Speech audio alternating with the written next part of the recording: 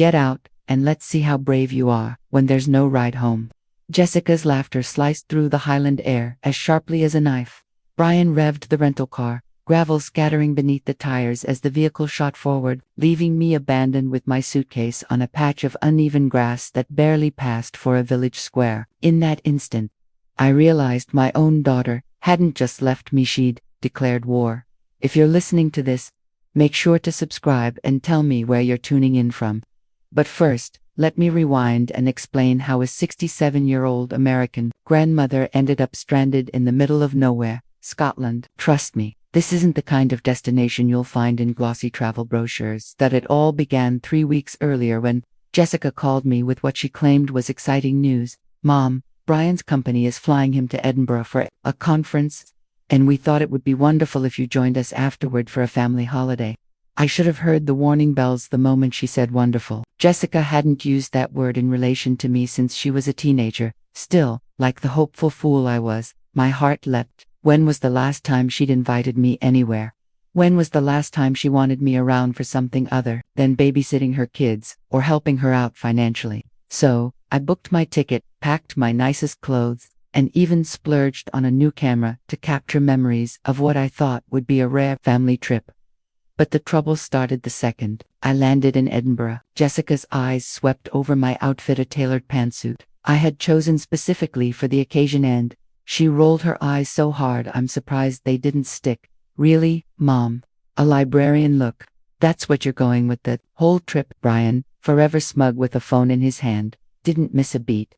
"At least she blends in with the scenery, old castles, museums, that sort of thing." I bit back the sting, telling myself not to let their barbs ruin this fragile chance at reconnecting. For 3 days, I trailed after them through Edinburgh like an unwanted shadow they couldn't shake. When they insisted on expensive restaurants, I paid the bill without hesitation. When they wandered into boutiques for things they couldn't possibly afford, I smiled and handed over my credit card. And when they insisted we book separate hotel rooms because everyone needs their space, I nodded cheerfully and agreed. Then came yesterday morning. Brian had announced a scenic drive through the Highlands. "You'll love it, Margaret," he'd said, using my full name in that condescending tone he reserved for me. "It's the real Scottish experience." And I'll admit, the drive was breathtaking. Rolling hills wrapped in purple heather, ancient stone bridges arching gracefully over streams that glittered in the September sun. Sitting in the back seat, I felt for a fleeting moment almost happy, until Jessica turned in her seat, her face wearing that familiar look of annoyance I knew far too well. "Mom, could you please stop taking pictures of every sheep and rock? You're making the whole car vibrate." "I'm documenting our trip," I replied lightly. "For what? Your non-existent Instagram?" Brian snickered at his own joke, laughing far harder than necessary. And that was the beginning of the end. "I just want to hold on to these memories with you," I'd told her softly.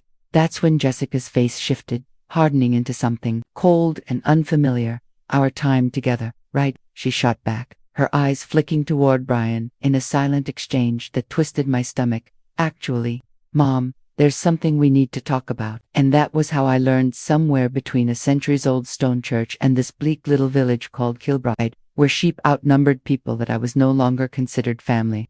I was a burden.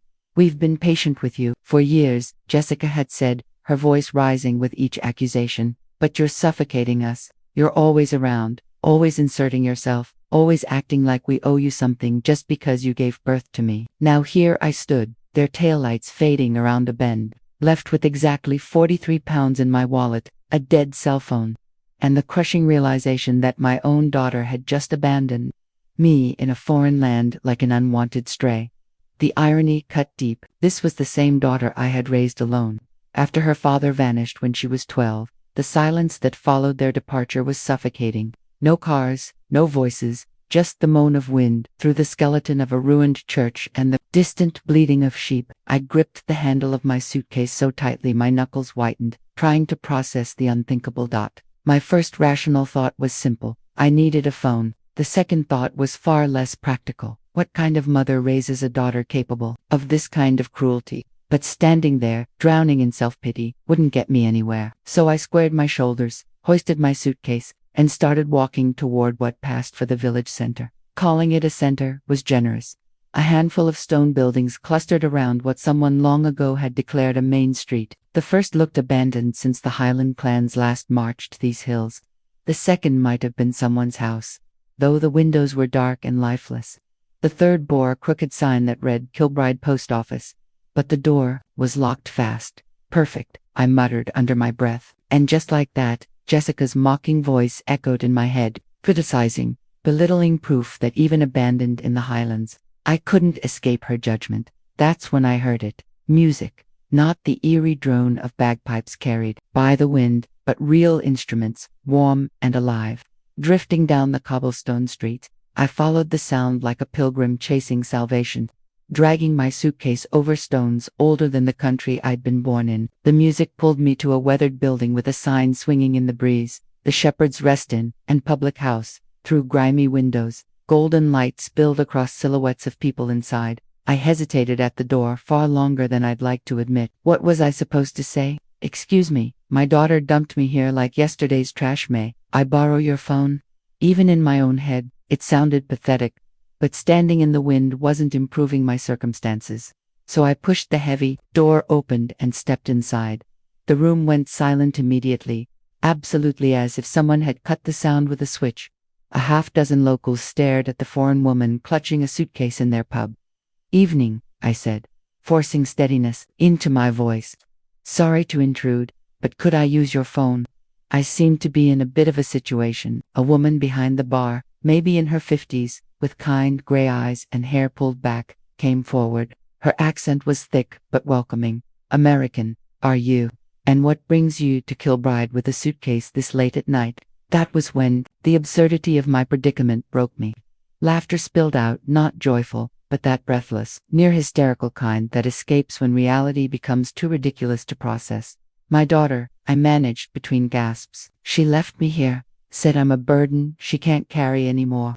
Asterisk, the silence that followed was heavy, uncomfortable. Then the barwoman Moira, as I'd later learned, spoke with quiet conviction. Then she's a daft fool, isn't she? Come, sit down and tell us the whole tale. For the next hour, over tea strong enough to wake the dead, I poured out my story to a group of strangers who listened without judgment. They asked practical questions. Did I have enough money for lodging? Could I make it back to Edinburgh? Should they ring the police? That last one made me pause. Call the police on my own daughter. The dark, wounded part of me wanted to.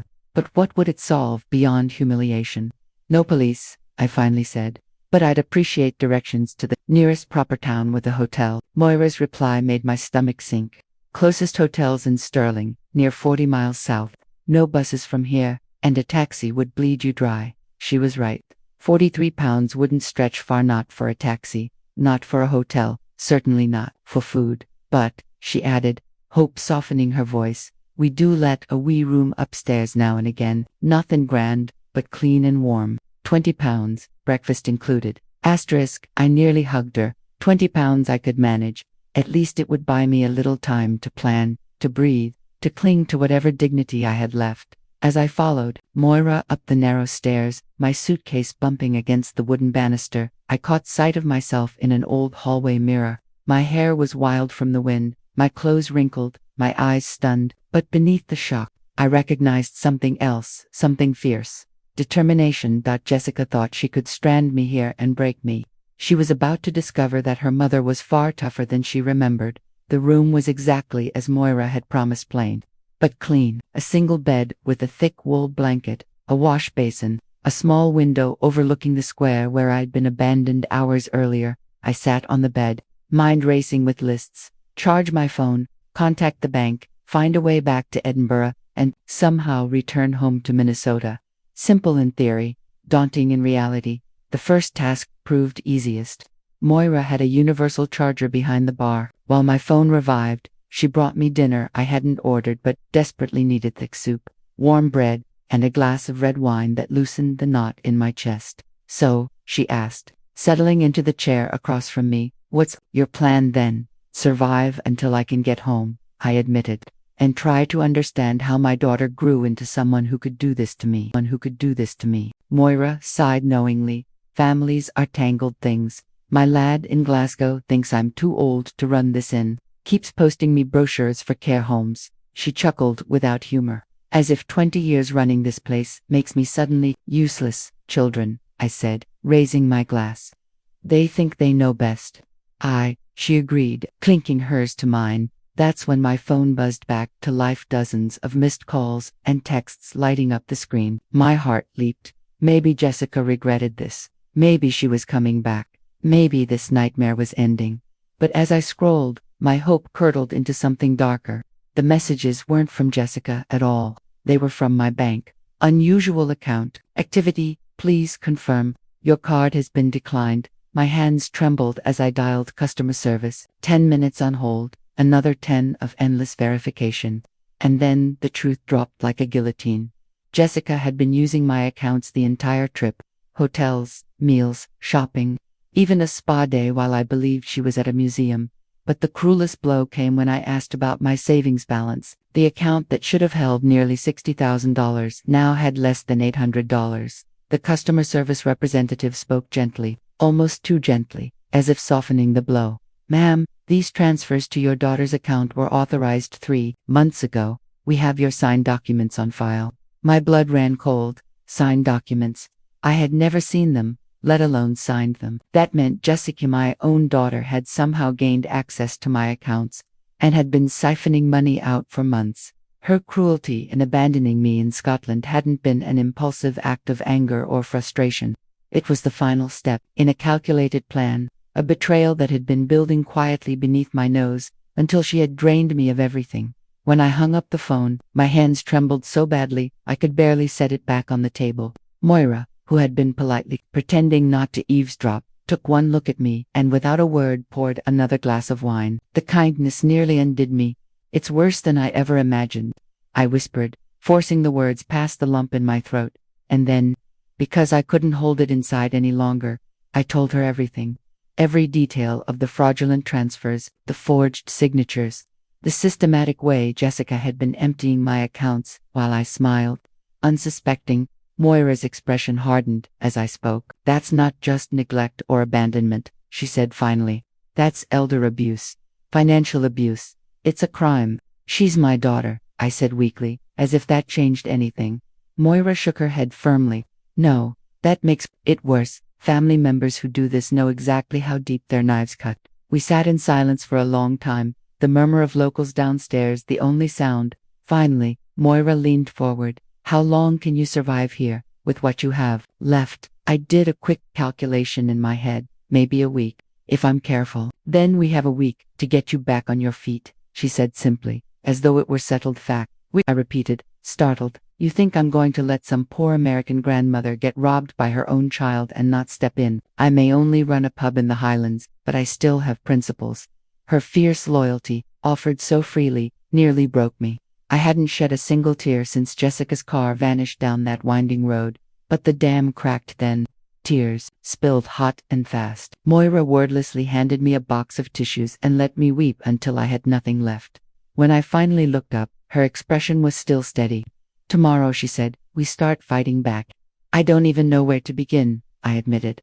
Lucky for you, she said with a grim smile. I do. My husband always told me, when someone shows you who they are, believe them. Your daughter has shown you her true face. Now it's time to show her yours. That night, as the Highland wind rattled the inn's windows, I lay in bed with a decision forming like steel in my chest. I wasn't going home broken. I wasn't going home defeated. Jessica thought she had destroyed me. She had no idea what she had done. She had freed me.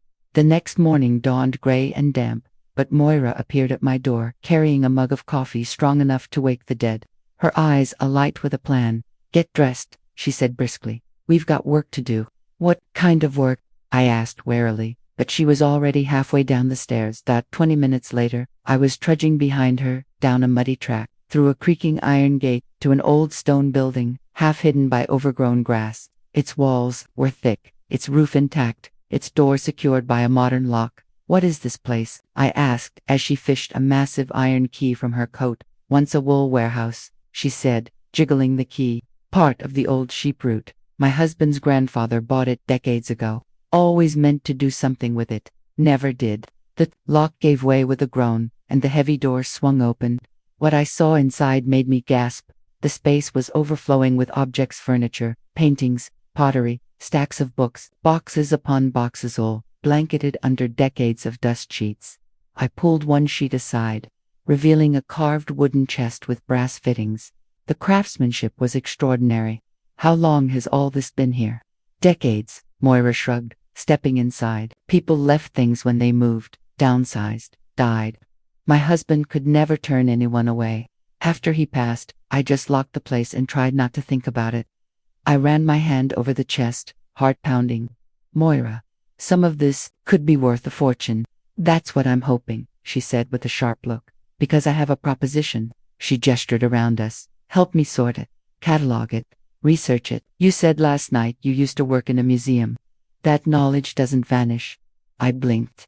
That was decades ago, before my marriage, before Jessica.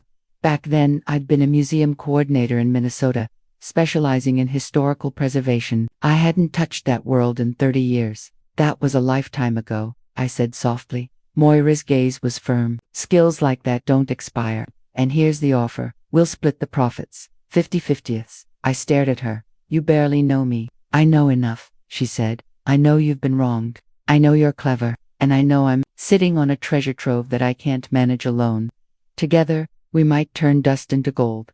I pulled back another sheet. Beneath it, a pristine set of Wedgwood china gleamed. Then a collection of first editions. Then a painting that made my breath catch. This could take months, I whispered. Good, Moira said, smiling. I've got time. And now you do too.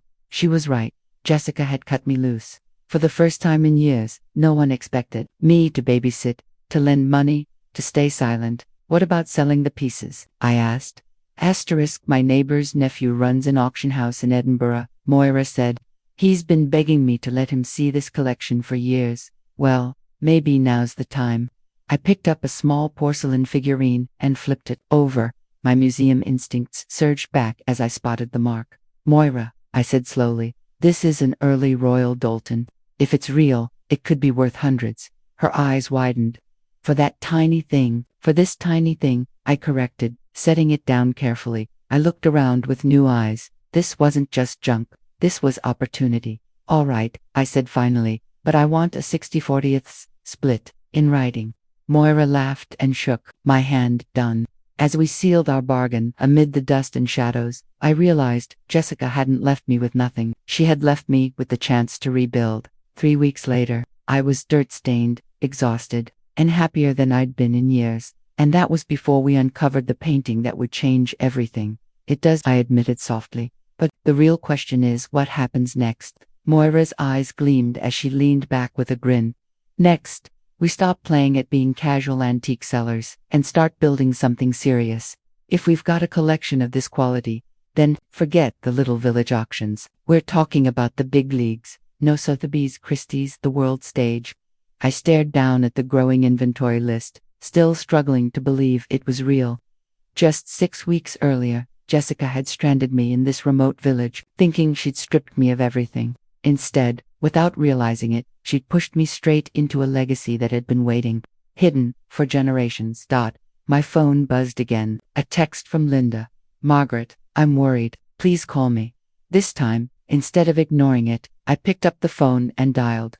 Linda, I said as soon as she answered, you will not believe what I have to tell you.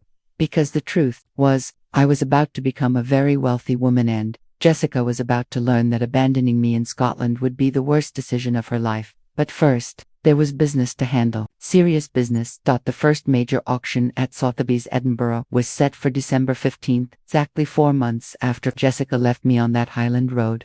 Standing in the grand hall, watching elegant buyers circle and inspect my great-grandmother's Alexander Nasmyth painting, I couldn't help but laugh at the irony. The same woman Jessica dismissed as a burden, unwanted and disposable, was about to step into wealth and independence. Lot 47, Alexander Nasmyth, Highland Landscape Oil, on canvas, circa 1820, the auctioneer announced, will open at £8,000. My pulse raced as paddles shot up. £8,000 climbed swiftly to £12,000, then to £16,000, £22,000, called someone at the side. Moira gripped my arm when it hit £25,000, whispering, keep breathing. But it didn't stop there. 30,000, 35,000 to the gentleman in the front. 40. By the time the hammer came down at 47,000 pounds, my knees wobbled and I had to sit before I fell. A single painting that had been collecting dust for decades had just earned more than 2 years of my old salary, and it was only the beginning. Over the following 6 weeks, 12 more items sold. The Edinburgh crystal set fetched £8,000. A Victorian jewellery collection brought in £15,000. Rare 18th century Scottish volumes were claimed for £22,000 by a London collector. By January's end, my account balance glowed with numbers I'd never dared dream of. Thought more than the money, though. I'd discovered something inside myself, a natural ability to appraise, to recognize value, to breathe life into history. My background in museums, paired with Moira's deep local connections, had become the foundation of something extraordinary. We should make it official, Moira said over dinner one February night. Not just you helping me clear the warehouse, but a real business. Equal partners, 50-50, a proper antiques firm.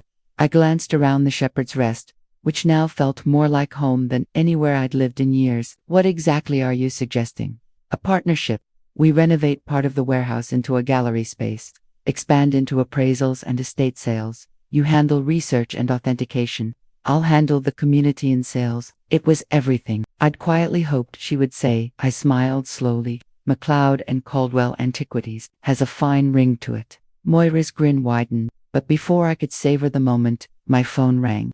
The number on the screen froze me in place. Jessica. I hadn't heard her voice once since that day. She drove off and left me behind. 7 full months of silence.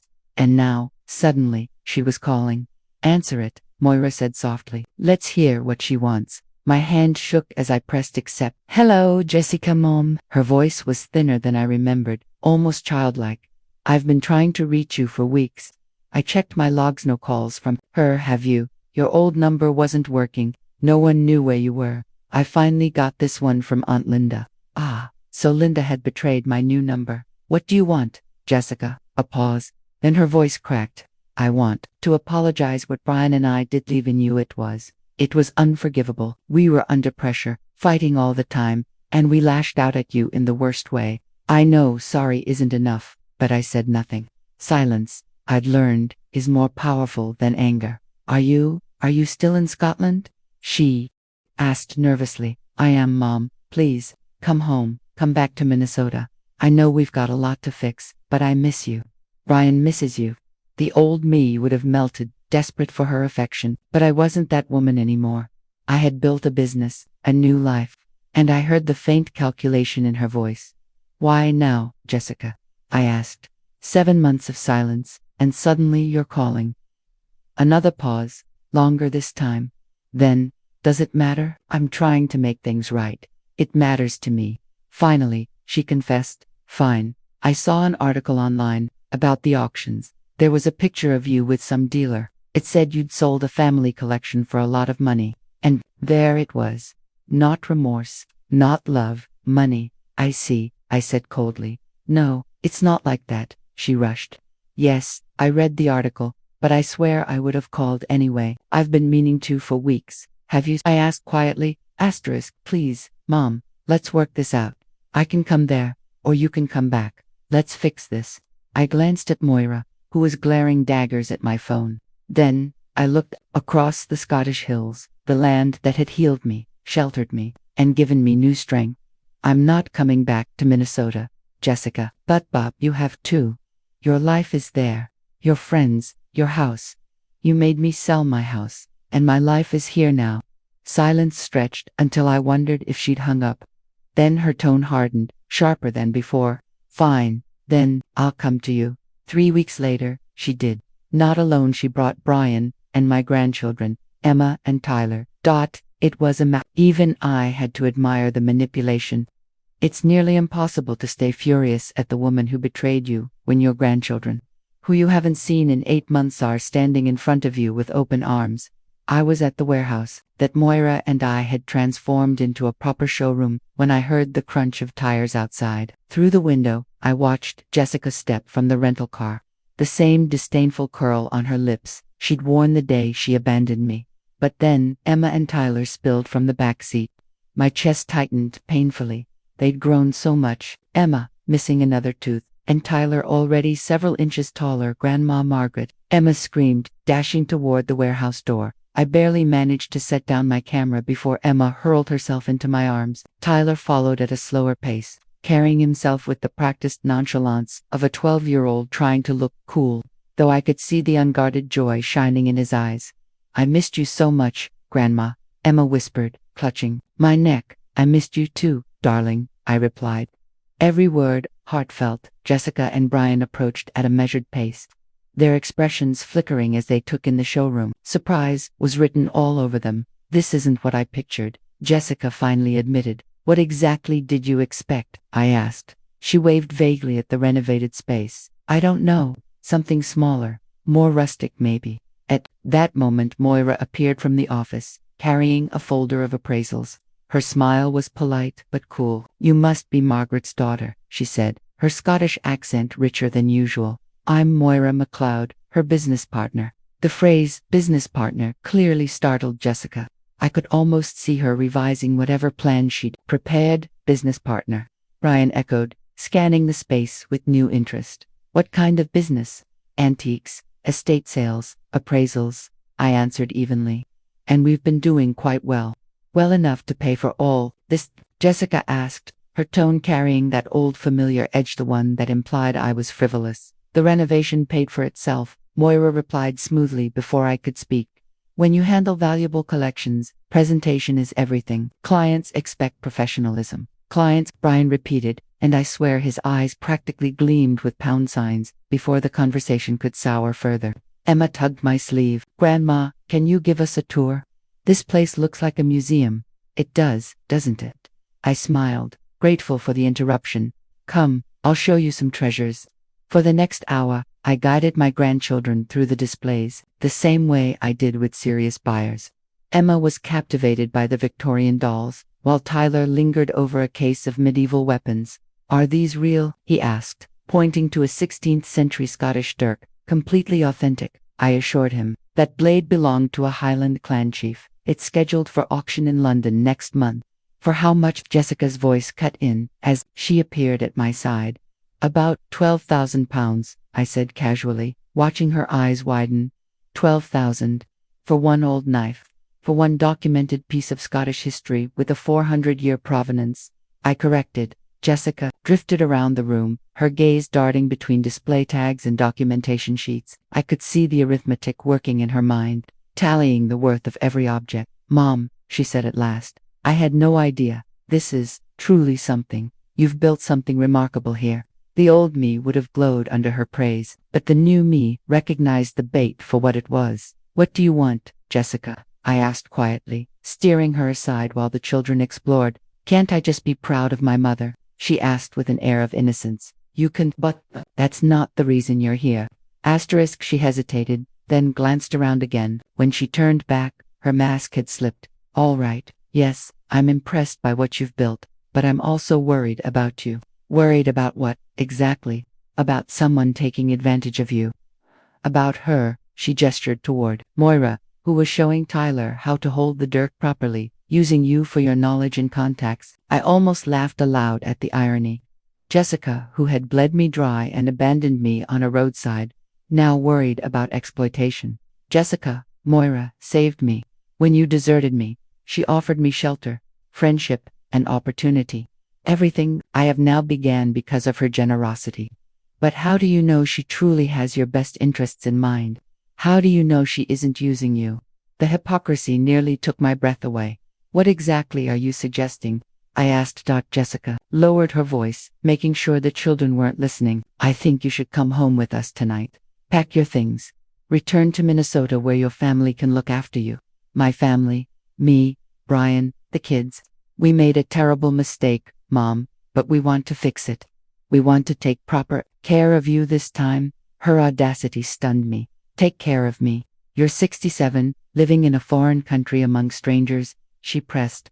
What if you get sick? What if you grow too old to work? Who will be there then? I'll manage, I said evenly.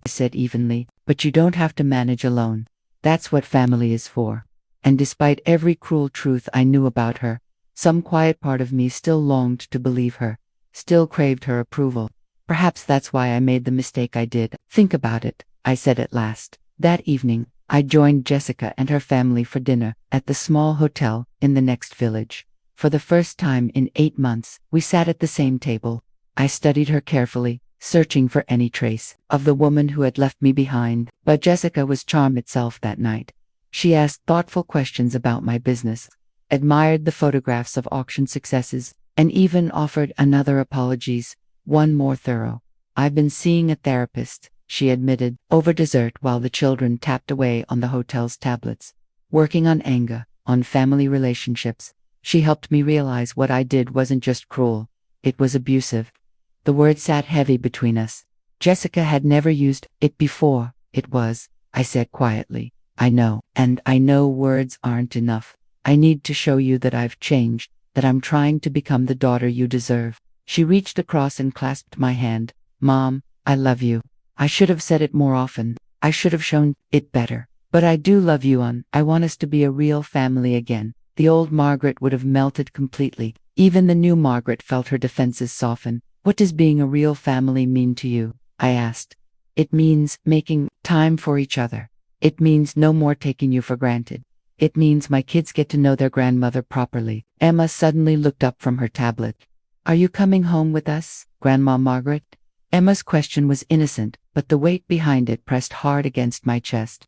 I looked around the dinner table at the faces of the only family I had, the people who had crossed an ocean to find me, speaking the words I had longed to hear for years. I don't know, sweetheart, I admitted honestly. We could always visit you here sometimes, Tyler suggested, surprising me. This place is actually kind of cool. Jessica's smile at her son's comment seemed genuine enough. That's true. We could do that. Maybe we could even help with your business. She turned toward Brian. You're good with marketing and social media, aren't you? Brian straightened proudly. I could set up a website, handle promotions, get you more online customers. This antique business has real potential. Margaret, with the right strategy, you could easily expand beyond Scotland. For one dangerous moment, I let myself imagine it.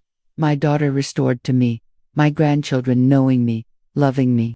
A family business tying us together across the ocean. It was tempting, intoxicating even. Everything I had ever wanted, but too perfect, too polished, too good to be true. Back in my room above the Shepherd's Rest that night, I turned their words over and over in my mind. Maybe people could change. Maybe Jessica had truly faced herself and grown. Maybe the cruelty I had endured was just a terrible mistake. Not her true self. I was still wrestling with the possibility when voices floated through my open window. The hotel Jessica was staying in sat only a few hundred yards away, and sound carried easily across the quiet Highland village. Brian's voice reached me first, low and sharp, then Jessica's. They were standing outside, their tones urgent, almost combative, curious.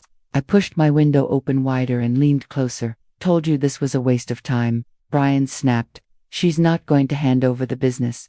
She might, Jessica countered quickly. Did you see her face when Emma asked about coming home? She wants to believe we've changed, and if she doesn't, then we move to Plan B. A chill shot through me.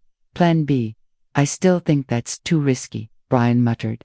What if she finds out? She won't, Jessica said, her voice steely. And even if she does, who's going to believe her? She's 67, alone in a foreign country. No one will take her word over ours. Their voices grew fainter as they walked toward the hotel entrance. But Jessica's last words reached me clearly, cutting like glass. One way or another, Brian, we're not leaving Scotland empty. I closed the window slowly and sat in the darkness, my pulse racing. The truth hit me like a blow. Jessica hadn't come to make peace. She'd come to steal again.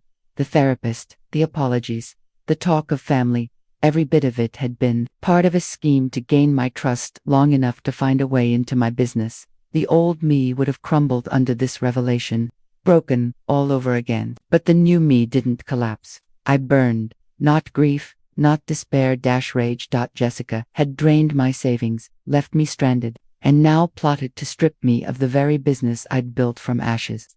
She thought I was too old, too foolish to fight. She was about to learn how wrong she was. I snatched up my phone and dialed Moira. It's late, she said sleepily when she answered. Is everything all right? No, I replied grimly. But it's about to be. We need to talk. The trap we designed was a masterpiece of simplicity, all thanks to Moira. Over coffee the next morning, I told her everything I'd overheard. She listened in silence, then gave a slow, cold smile, the kind that reminded me why no one with sense ever wanted to cross her. So, they think they can con their way into your business, she said. Then let's give them something to con. The plan was clever, elegant. I would play along, pretend to be won over by Jessica's act. I would agree to return to Minnesota with them, but before leaving, I would liquidate my share of the business and move the money into American accounts. Naturally, Jessica would offer to help with that after all. She knew the U.S. banking system far better than I did, but the accounts she helped me open would be decoys, the money I'd appear to transfer would be non-existent, and the liquidation of valuable antiques would really be the quiet relocation of our least important stock into safe storage. The beauty of it, Moira explained, is that they'll think they're stealing from when in truth, they'll be stealing nothing, and in trying, they'll expose their intentions for exactly what they are. And you're certain this will work? I asked. Moira's eyes glinted. Margaret, I've dealt with cons my whole life. Greed makes people stupid. Trust me, she was right. Jessica fell for the bait almost instantly. I've been thinking about what you said, I told her later that day, about family, about coming home. Her excitement barely stayed hidden. Really, you mean it? I do, but it's complicated. I can't just abandon the business overnight. There are legal matters, inventory to handle, money to transfer. Of course, she rushed in. We understand. How long do you think? A few weeks, maybe a month, and I'd need help with the financial side. The banking is different. Here I don't want to lose money in the process. Brian and I can help, she said quickly. Brian's excellent with finance and international transfers. I bet he is, I thought darkly. That would be wonderful, I said aloud. Could you extend your stay? I know it's a lot, but I could use the support. Absolutely, she agreed. We'll change the flights. This is more important. And so, for the next week, Jessica and Brian shadowed my every move. They thought they were helping me liquidate my collection, but in truth, they were helping Moira and me move the least valuable stock into storage. They thought they were assisting in closing my accounts, but really, they were setting up fakes with trivial balances while believing we were consolidating my fortune. Through it all, Jessica played her role flawlessly, attentive, affectionate, convincing. Had I not overheard their late-night plotting, I might have been deceived myself. The turning point arrived on the 8th day of their visit. Brian sat me down, a picture of professionalism. Margaret, he began smoothly, I can help you move a large sum, say, $200,000 from the sales into an American account. But international transfers of this size can be tricky. Sometimes the safest method is to route the money through multiple accounts first. Just temporarily, of course. We'll create a holding account first, Brian explained smoothly. The money goes there initially, then once you're back in Minnesota, we'll move it into your permanent American account. You'd still have access to the holding account, of course. It's just a step to make the transfers easier. Jessica leaned in quickly. It's still your money, Mom. We'd only be helping you with the technical parts. Nothing changes about ownership. I nodded as though impressed. That sounds reasonable. You both understand these things far better than I do. Exactly, Brian said, exchanging a quick look with Jessica. We just want to make sure no bank or currency service cheats you. The irony nearly made me laugh out loud. That evening, I sat down with Moira and our solicitor, James Duncan MacLeod's nephew, to finalize the last details of the trap. The fake accounts were ready. The fabricated transfer records looked authentic. We even had forged documents showing the sale of valuable antiques that in reality were worthless pieces, already tucked into storage. Are you absolutely sure about this? James asked cautiously. Once they attempt to access these accounts, they'll be committing criminal fraud, I'm sure, I said without hesitation. My daughter has robbed me twice. I won't let her try a third time. If they actually move forward, then we call the police and press charges. Moira gave a sharp nod. They chose this path when they chose to scheme. Now they'll deal with the consequences. The following morning, I told Jessica and Brian everything was set. Are you excited? Jessica asked brightly as we walked toward the bank. Excited about coming home? About starting over? I looked at her, this woman who had been both my greatest joy and deepest pain. For the first time, I felt something close to pity. Yes, I answered honestly. I am excited about starting fresh. Just not in the way you think. 3 days later, at exactly 6:47 a.m., the call came. Jessica's name lit up my phone as I sat at breakfast with Moira. Mom, her voice trembled. We need to talk. Good morning, Jessica, I replied pleasantly, settling back in all right. There's a problem with the bank accounts, the ones Brian set up for your transfer. What kind of problem? They're frozen. The bank says there's suspicious activity. Everything's locked down for investigation. I sipped my coffee slowly, savoring it like the finest wine. How odd. Suspicious activity, you say? I don't know, Jessica rushed. Brian's been on the phone with them for hours. They won't tell us anything except that there's an investigation. Well then, that's troubling. Have you reported it to the police? Silence. The police, I repeated evenly. If my money is at risk, surely we should alert the authorities. I don't think that's necessary, Jessica stammered. These things usually sort themselves out, do they? You seem awfully familiar with banking irregularities. Another pause. This one longer. When she spoke again, her voice had hardened, tinged with desperation. Look, Mom, maybe there was a mistake in the transfer. Could you call your bank in Scotland and ask them to resend the funds? Maybe to a different account. Could I? I set down my cup and smiled at Moira, who was listening intently. And which account would that be? Brian has another one we could use, just temporarily. How convenient, I said coolly. Brian always has another account ready. Mom, please, Jessica begged. We're only trying to help you. Are you? My voice sharpened, because from where I stand, it looks exactly like another attempt to rob me. This time the silence was total. I don't understand. What you mean, Jessica finally whispered. But even she didn't sound convinced. I mean, I said firmly, that there never was 200,000. The accounts Brian opened were monitored by police financial investigators. Every conversation you had was with undercover officers collecting evidence. Her breathing quickened. That's impossible. We saw the paperwork. We saw the transfer proofs. You saw forged documents meant to expose you. And they worked perfectly. We weren't committing fraud, she insisted weakly. We were helping you. Were you? My voice cut through like steel. Then why did I overhear you and Brian outside your hotel plotting about Plan B and promising not to leave Scotland empty? Silence again. The truth, Jessica, is you never came for reconciliation. You came because you found out I had money. You wanted to strip me of it, just as you stole my savings last year. All the apologies, the therapy story, the promises of family, they were nothing but bait for your con. That's not true, she said faintly. Then call the police yourself. Report this supposed banking problem. No answer. I thought so. I stood, looking out at the Scottish countryside that had given me new life. Jessica, I gave you chance after chance. I forgave your betrayal, your theft, your abandonment. I even let myself believe you had changed. I did want that, she whispered. I still do. No, Jessica, you want my money. That's all you've ever wanted. And now you'll have neither. Mom, please, we can fix this, I laughed. But it held no warmth. There is no we, there's me, here in Scotland, with people who love me for who I am. And there's you, in Minnesota, trying to explain to your husband why your latest scam failed. It wasn't a scam then, what was it? Nothing. Here's how it will be, I continued coldly. You will leave me alone. No calls, no visits, no more manipulation. In return, I won't press charges for attempted fraud. You can't, she said quickly. We didn't actually take anything. No, but you tried. And last year, you succeeded. That theft hasn't expired under the law. If you contact me again, if you set foot in Scotland, if you even attempt another scheme, I will prosecute, to the fullest extent of both us and Scottish law. Do you understand? I heard her crying.